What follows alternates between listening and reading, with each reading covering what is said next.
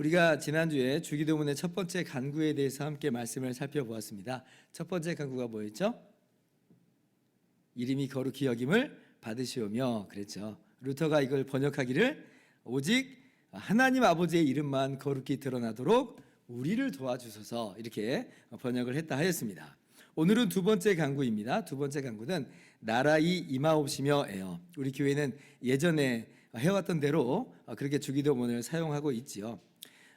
먼저 여기서 우리가 우리말 번역에 아쉬움을 좀 이야기를 해야 될 것 같습니다. 나라이 임하옵시며 여러분도 아시다시피 우리나라 옛날 문법을 따라서 이렇게 번역을 했죠. 당시에는 주격 조사를 오직 이 이렇게 하나만 사용을 했어요. 그래서 나라가 임하옵시며 라고 해야 될 걸 그 당시 문법을 따라서 나라 이 임하옵시며 라고 번역을 한 것입니다. 그래서 어떤 분들은 이걸 잘 모르는 분들은 간혹 나라에 임하옵시며 라고 오해하시기도 하는데 근데 그거 아니죠.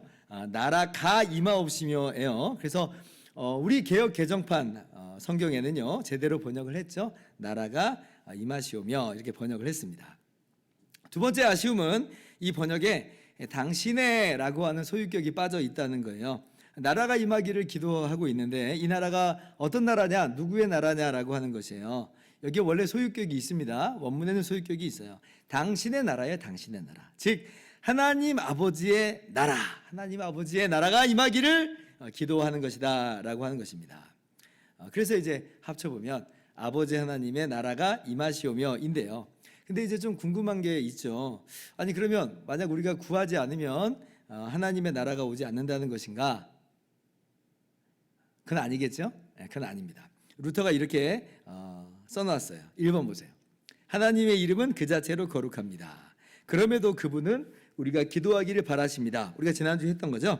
마찬가지로 하나님의 나라 역시 우리의 간구가 없더라도 이 땅에 임할 것입니다. 그럼에도 그분의 나라가 우리에게 임하도록 간구해야 합니다. 루터도 이야기하죠. 그럼에도 기도해야 한다. 자, 그러면 이 나라는 어떤 나라인가 하는 것을 좀 더 구체적으로 하나님의 나라가 어떤 나라인지를 구체적으로 한번 살펴보도록 합니다. 어떤 나라가 임하기를 기도하는 거냐라고 하는 거예요. 2번 보세요. 자, 그러면 하나님의 나라는 무엇일까요? 대답입니다.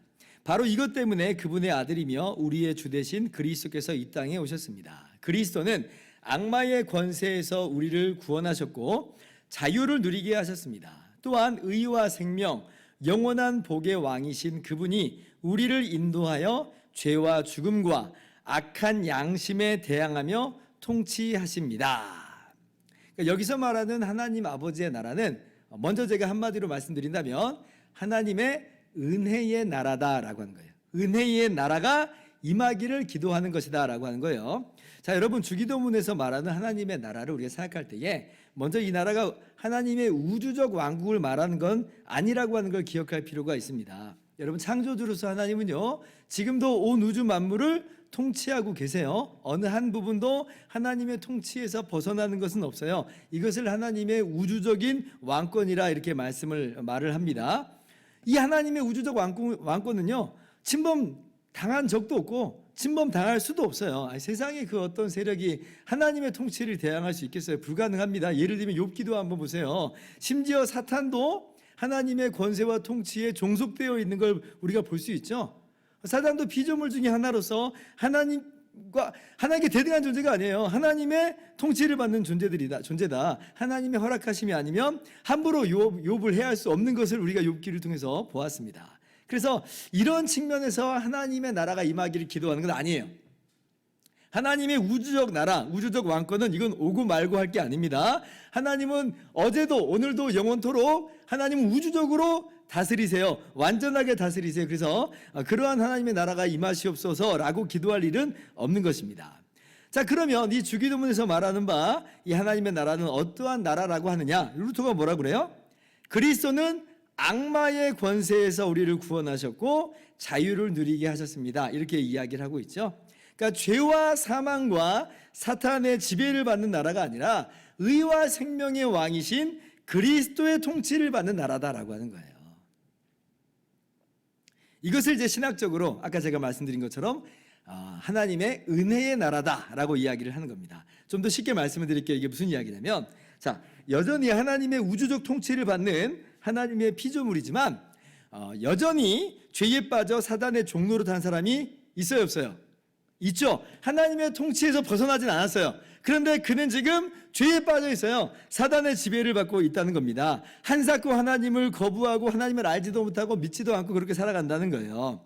그렇다고 해서 하나님의 우주적 통치를 벗어나 있는 것은 아닌데, 그런데 하나님의 은혜의 나라 백성은 아닌 거예요. 하나님의 말씀을 기쁨으로 순종하면서 살아갈 마음도 없습니다. 그래서 이때에 하나님의 나라가 임하옵시며 라고 기도하는 것은 이제 어떤 의미예요? 이런 거죠. 하나님의 은혜의 나라에 있지 않는 그 많은 사람들이 예수님을 믿고 죄와 사탄과 사망의 권세에서 해방되어서 하나님의 은혜의 나라 백성이 되게 하여 주시옵소서 하는 기도가 되는 거예요. 루터가 바로 그런 기도를 우리가 해야 한다라고 이야기를 하고 있는 것입니다. 자, 그리고 또 이런 경우도 있을 수 있을 것 같아요. 자, 어떤 사람은 이미 하나님의 은혜의 나라에 속해 있습니다. 의와 생명의 왕이신 그리스도의 통치를 받고 있어요. 우리죠, 우리. 그런데 보세요. 우리가 삶을 살아갈 때에 얼마나 많은 시험과 유혹에 우리가 노출되어 있어요. 그죠? 사단이 끊임없이 우리의 죄성을 부추깁니다. 세상의 화려함이 끊임없이 우리를 유혹해요. 그래서 하나님의 은혜의 나라에서 이탈하라고 계속해서 우리를 유혹하는 거예요. 그러므로 이때도 우리가 기도할 수 있습니다. 나라가 임하옵시며 나라가 임하기를 기도합니다. 이게 무슨 얘기예요? 우리가 이미 하나님의 은혜의 나라에 속한 자들이온데 지금 우리를 이런 하나님의 은혜의 나라에서 지금 벗어나게 하려고 하는 수많은 유혹과 수많은 시험이 있으니 주여 우리를 보존시켜 주시옵소서. 하나님의 은혜의 나라에서 더욱더 성장하게 하여 주시옵소서. 사단의 말을 귀를 기울이는 게 아니라 하나님의 말씀에 귀를 기울이며 하나님의 통치에 순복하며 살아가는 우리가 되게 하여 주시옵소서 라고 기도하는 게 나라가 임하옵시며 라고 하는 그런 기도의 내용이 될 것입니다. 이 두 가지 내용을 함께 담아내고 있다는 거예요. 자, 루터의 글을 봅시다. 3번 보세요. 그러므로 우리는 이 두 가지 모두를 놓고 기도해야 합니다. 아직 이 나라 안에 들어오지 못한 이들과 이미 들어온 우리가 날마다 성장하는 가운데 영생을 맛보게 하는 하나님의 나라가 임하도록 기도합시다. 그죠? 두 대상을 향해서 모두 다 기도할 수 있다라고 이야기하고 있어요. 아직 하나님의 나라 안에 들어오지 못한 이들을 위해서, 하나님의 은혜의 나라 안에 들어오지 못한 이들을 위해서 기도할 수 있는 것이고, 또 그리고 이미 하나님의 나라에 들어온 사람들도 날마다 성장하도록 기도합시다. 주님이 그렇게 우리에게 기도를 가르쳐 줬다는 거예요. 계속 읽습니다. 이 모든 것을 간단히 말하면 이렇습니다. 사랑의 아버지, 주께 기도합니다. 우리에게 주님의 말씀을 주소서. 그 복음이 세상 속으로 들어가 바르게 전해지게 하소서. 이게 뭐예요? 그래서 빙신자들이 하나님의 은혜의 나라에 들어오도록 기도하는 거예요. 또한 그 복음이 우리 안에 역사하여 믿음으로 받아들여지게 하소서. 이건 이미 하나님의 은혜의 나라에 들어온 우리를 위한 기도죠. 그죠? 그리하여 주님의 나라가 우리 가운데 말씀으로 임하고 성령의 힘으로 움직이게 하셔서 악마의 나라가 꺾이는 것을 목도하게 하소서. 악마의 나라가 파멸되고 그의 권세가 더 이상 우리를 주관하지 못하며 죄와 죽음과 지옥이 완전히 사라지기까지 온전한 의와 영원한 복락 가운데 살게 하소서. 루터가 나라가 임하옵시며 라고 하는 그 기도의 내용을 이렇게 풀어놓았어요. 그래서 루터는 주기도문을 가지고 기도를 우리가 하는 것을 아주 권장하고 또 그렇게 해야 된다 이야기를 합니다. 그러니까 나라가 임하옵시며 우리는 그러고 재빨리 다음으로 넘어가 버리잖아요. 단체로 기도할 때는 그런데, 근데 홀로 기도할 때는 나라가 임하옵시며 라고 하면서 그렇게 기도하면서 그 내용을 이렇게 풀어서 한 번 더 기도를 할 수가 있어요. 굉장히 좋은 기도 방법입니다. 여러분, 사단의 나라가 있어요. 흑암의 권세가 있습니다. 자, 오해하지 말라고 다시 한번 반복합니다. 사단의 나라가 그렇다고 해서 하나님의 우주적 왕권에 대해서, 하나님의 우주적 나라에 대해서 대항하거나 맞설 수 있는 그런 나라라, 이런 뜻은 전혀 아니라고 했습니다. 그럴 수 없다고 했어요. 자, 그러나 이 사단의 나라가 지금 뭐에 대항하고 있냐면 하나님의 은혜의 나라에 대항하고 있어요. 하나님의 은혜의 나라에 대항하고 있어요. 그래서 사람들이 하나님의 은혜의 나라에 들어가지 못하도록 사단이 계속 유혹을 합니다. 그리고 사람들은요, 본질상 죄성이 있기 때문에 그 유혹에 넘어져 가지고 하나님의 은혜의 나라에 들어가려고 하질 않아요. 이게 전쟁이에요. 영적 전쟁이에요. 고린도후서 4장 4절 보세요. 그 중에 이 세상의 신이 믿지 아니하는 자들의 마음을 혼미하게 하여 그리스도의 영광의 복음의 광채가 비치지 못하게 함이니 그리스도는 하나님의 형상이니라. 지금 이 사단에 대해서 뭐라고 말해요? 이 세상의 신이다 이렇게 말하죠. 즉 권력을 갖고 있다는 얘기예요. 지금 사단이 믿지 않는 사람들의 그 삶 속에는 신처럼 그들 위에 군림하고 있다는 거예요. 그래서 그들이 그리스도의 은혜의 나라에 들어가지 못하도록 방해하고 있고 가로막고 있어요. 우리의 눈으로 보이진 않지만 치열한 영적 전쟁의 현장이 이 시대 가운데 계속해서 지금 진행되고 있다는 겁니다. 그러나 하나님은 능히 그러한 권세를 무력화시키십니다. 이미 예수 그리스도의 십자가로 말미암아 사단의 권세를 무력화시키셨고요. 그리고 이제 그 그리스도 안에서 택하신 백성을 은혜의 나라로 불러들이고 계세요. 그러한 하나님의 권세를 사단은 대항할 수 없습니다. 어떻게 하든지 회방하려고 하지만 이러한 하나님의 주권과 역사를 가로막을 수는 없어요. 자, 골로새서 1장 13절 보세요. 그가 우리를 흑암의 권세에서 건져내사 그의 사랑의 아들의 나라로 옮기셨으니. 보세요. 흑암의 권세가 있죠? 그러나 하나님이 흑암의 권세에서 우리를 아들의 나라로 옮기셨다 이야기합니다. 은혜의 나라로 옮기셨어요. 베드로전서 2장 9절 말씀 같이 읽습니다. 시작. 거룩한 나라요 그의 소유가 된 백성이니 이는 너희를 어두운 데서 불러내어 그의 기이한 빛에 들어가게 하시니에 아름다운 덕을 선포하게 하려 하심이라. 자, 어두운 데에 있었죠 우리가 처음에는. 그러나 하나님께서 그리스도의 십자가로 말미암아 택하신 우리를 불러내셨어요. 빛의 나라로 들어가게 하셨다. 은혜의 나라로 들어가게 하셨다는 것입니다. 이러한 하나님의 역사가 이 세상 가운데 시작됐고 진행되고 있어요. 마치 어떤 것을 우리가 연상하면 되냐면 애굽에서 400년 동안 종살이하던 이스라엘 백성을 하나님께서 크신 능력과 은혜로 불러내셨죠. 마치 그런 것처럼 하나님께서는 그리스도 안에서 택하신 우리를 불러내셔서 은혜의 나라로 두셨다는 겁니다. 우리가 하나님의 은혜의 나라에 들어간 거예요. 사단의 권세가 강력하지만 강력해요. 그러나 하나님의 이러한 이 은혜의 역사를 막을 수는 없어요. 대항할 수는 없어요. 하나님은 능히 택하신 자들을 불러내서 어두운 데서 불러내어 빛의 나라로 들어가게 하시는 하나님이십니다. 그래서 우리가 그렇게 들어간 거예요. 그리고 또 우리가 기도하는 건 뭐예요? 그러한 하나님의 역사가 계속해서 이루어지기를.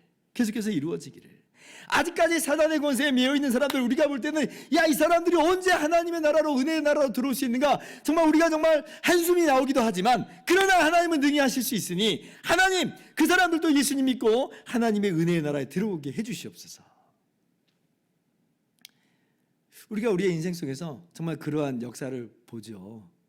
평생 예수님 안 믿고 살았는데 예수님 좀 안 믿고 그냥 그렇게 세상 마칠 줄 알았는데 그런데 어느 순간 보니까 예수님을 믿고 하나님의 이 은혜의 나라에 들어와 있는 것을 우리가 종종 봅니다. 어떻게 그런 일이 있을 수 있는가? 하나님의 역사예요. 우리가 그러한 역사가 우리의 삶 가운데 우리 주변 가운데 이루어지기를 우리가 기도하는 거죠. 한마디로 말하면 복음화를 위해서 기도하는 것, 세계 복음화를 위해서 기도하는 것, 우리나라의 복음화를 위해서 기도하는 것, 우리 가정의 복음화를 위해서 기도하는 것, 우리 주변의 이 복음화를 위해서 기도하는 것, 이게 바로 나라가 임하옵시며라고 하는 그 기도의 내용이다라고 하는 거예요. 그렇게 기도하는 저와 여러분 됩시다. 그리고 교회인 우리 자신을 위해서도 우리가 동일하게 이 기도 제목으로 기도를 하는데요. 왜 그러냐면 사단이 집요하다 그랬잖아요. 집요합니다. 사단이 어떤 한 사람이 예수님 믿고 구원받는다고 하면 그냥 아유 또 뺏겼네 하고 그냥 그러고 있을 것 같은가요? 그렇지 않죠. 그러지 않아요. 베드로전서 5장 8절 9절 보세요. 근신하라 깨어라 너희 대적 마귀가 우는 사자같이 두루다니며 삼킬 자를 찾나니. 9절 같이요.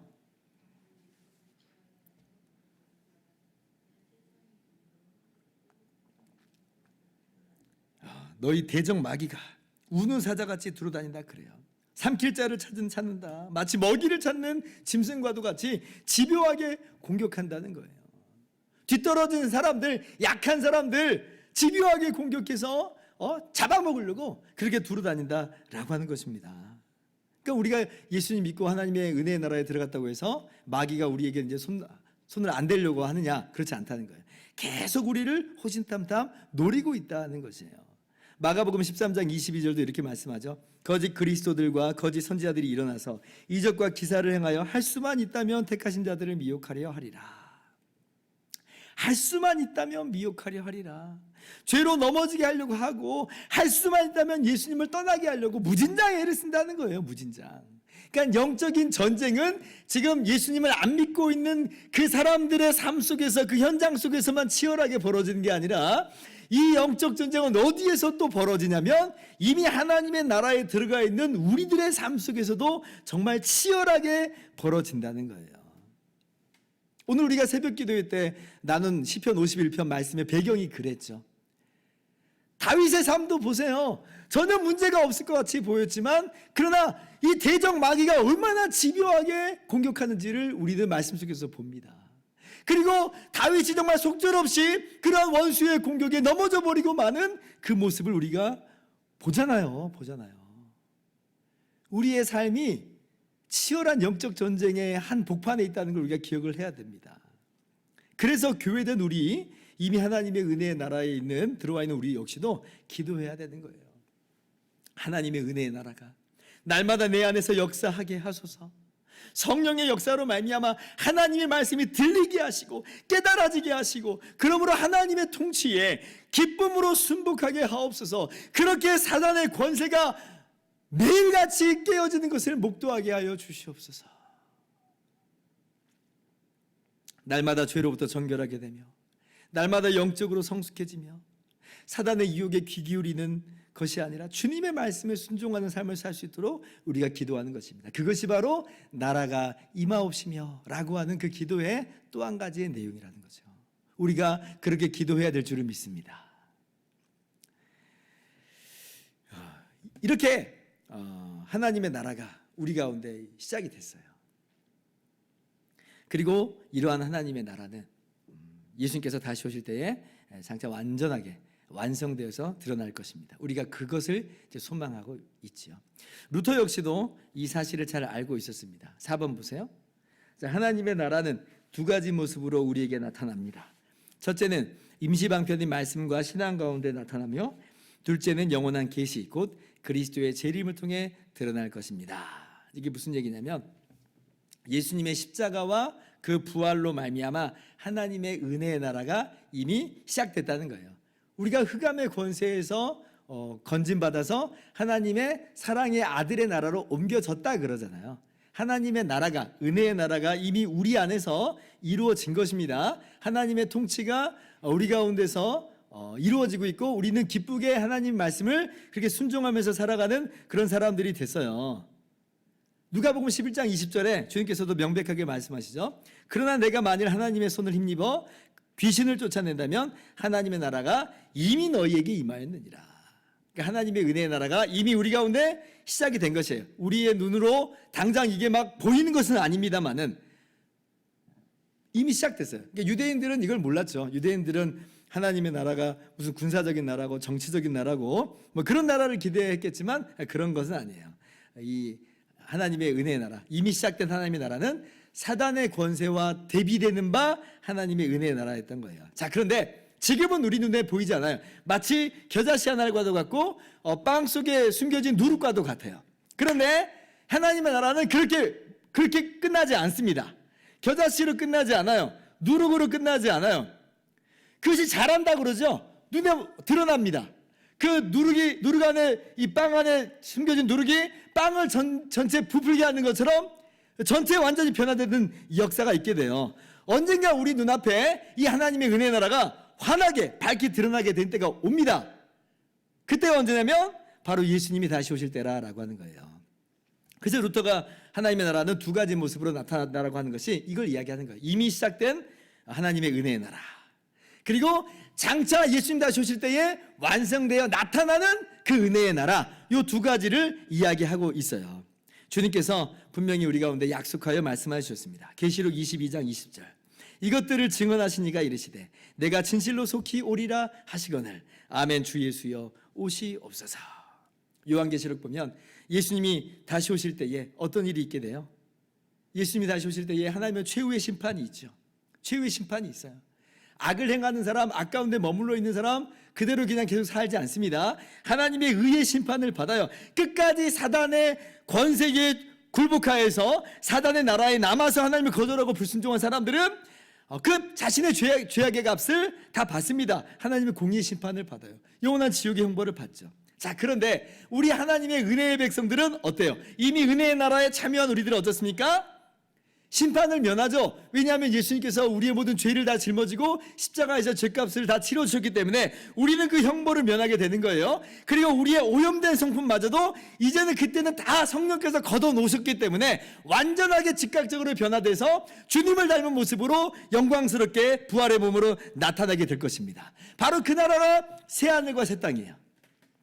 새하늘과 새 땅은 하나님의 은혜의 나라가 완성되어서 완전히 나타나는 그런 모습입니다. 요한계시록 21장 3절부터 5절 교독합시다. 내가 들으니 보좌에서 큰 음성이 나서 이르되 보라 하나님의 장막이 사람들과 함께 있음에 하나님이 그들과 함께 계시리니 그들은 하나님의 백성이 되고 하나님은 친히 그들과 함께 계셔서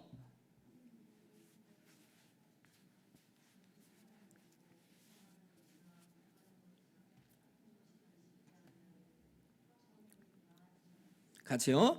보좌에 앉으신 이가 이르시되 보라 내가 만물을 새롭게 하노라 하시고 또 이르시되 이 말은 신실하고 참되니 기록하라 하시고. 하나님이 친히 다스리세요. 모든 눈물을 씻어주세요. 만물을 새롭게 하노라. 마치 하나님께서 창조 때에 온 우주 만물을 창조하시고 보시기에 좋았더라 하는 것처럼 새하늘과 새 땅을 완전히 회복시켜 놓습니다. 완전히 회복시켜 놓아요. 그 이상으로 회복시켜 놓아요. 하나님의 은혜 나라가 우리의 눈앞에 완성돼서 나타나게 되는 것입니다. 그때 우리가 주님과 함께 영원토록 왕노릇하게 되는 것이에요. 얼마나 기가 막힌 이 나라인지 몰라요. 그 나라가 우리 가운데 예비되어 있습니다. 그러므로 우리가 하나님의 나라가 임하옵시며 라고 기도하는 이 기도는 세 번째 의미, 이 세 번째 의미도 담고 있는데 뭐냐면 주 예수여 오시옵소서. 이 기도도 함께 아울러 담고 있어요. 정말 그 나라가 속히 완성되어 나타나기를 고대하면서 기도하는 거죠. 물론 루터는 여기까지는 이야기하지는 않았습니다. 장차 하나님의 은혜 나라가 완성되어서 나타날 것을 이야기했지만 그것을 위해서 기도하는 것까지는 이야기하진 않았어요. 그런데 우리 웨스트민스터 소요리 문답에서는 분명히 가르쳐주죠. 이 주기도문을 강해할 때에 이 부분을 함께 기록합니다. 그리고 영광의 왕국이 속히 임하기를 기도합니다. 은혜의 나라가 완성되어서 나타나는 그 영광의 나라가 속히 임하기를 기도하는 것, 이것이 나라가 임하옵시며라고 하는 그 기도에 또한 포함되어 있다라고 하는 거예요. 꼭 초대교회 성도들이 그렇게 기도하는 것과도 같죠. 마라나타, 마라나타.